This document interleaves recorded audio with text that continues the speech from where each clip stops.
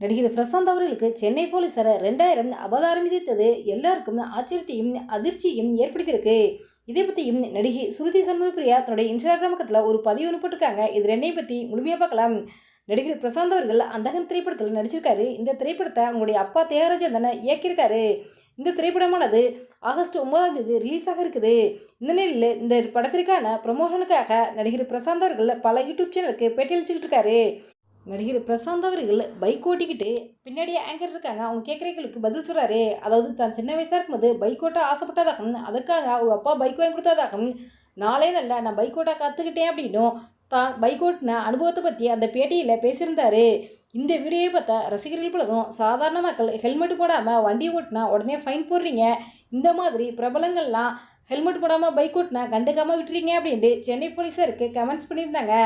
அதன் பிறகு சென்னை டிராஃபிக் போலீஸார் நடிகர் பிரசாந்துக்கு 2000 அபதாரம் வச்சிருக்காங்க. அதாவது நடிகர் பிரசாந்த் அவர்கள் ஹெல்மெட் போடாமல் பைக் ஓட்டினாலையும் அவர் பைக்கில் பின்னாடி போன ஆங்கரும் ஹெல்மெட் போடாமல் போயிருக்காங்க. அதனால் இவங்க 2 பேருக்கும் சேர்த்து சென்னை டிராஃபிக் போலீஸார் 2000 அபதாரம் வச்சதாக சொல்லப்படுகிறது. பொதுமக்கள் எல்லாரும் தலைக்கவசம் என்பது உயிர்கவசம் அப்படிங்கிறத புரிஞ்சுக்கணும். அப்படிங்கிறதுக்காக தான் போலீஸார் ஃபைன் போடுறாங்க அப்படிங்கிறத புரிஞ்சுக்கணும். இது ஒரு பக்கம் இருக்க, சீரியல் நடிகை ஸ்ருதி சண்முகப்பிரியா அரவிந்த காதலிச்சு திருமணம் பண்ணிக்கிட்டாங்க. திருமணத்துக்கு பிறகு இவங்க 2 பேரும் சோசியல் மீடியாவில் ரொம்பவே ஆக்டிவாக இருந்தாங்க.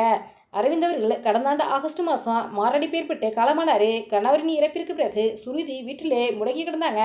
இந்த நிலையில் தற்சமயம் பிரபல தொலைக்காட்சியில் டெலிகாஸ்ட் ஆகிற லட்சுமி சீரியலில் விஜய் கதாபாத்திரத்தில் நடிச்சு வந்துகிட்டு இருக்காங்க. இந்த நிலையில் அரவிந்த் அவர்களுடைய 1ஆம் ஆண்டு நினைவு நாள் ஸ்ருதி தன்னுடைய இன்ஸ்டாகிராம் பக்கத்தில் ஒரு பதிவு ஒன்று போட்டிருக்காங்க. அந்த பதிவில் என்ன சொல்லியிருக்காங்கன்னா, தன்னுடைய உயிர் உள்ளவரை தான் அரவிந்த் ஸ்ருதி என்றும் அதே போல் அரவிந்த் தன்னுடையவர் என்றும் அந்த பதிவில் குறிப்பிட்டிருக்காங்க. அரவிந்தின் உடல் மட்டுமே தன்னை விட்டு பிரிந்ததாகவும் அவருடைய ஆத்மா தன்னுடைய தொடர்ந்து இருப்பதாகவும் ஸ்ருதி அந்த பதிவில் சொல்லியிருக்காங்க.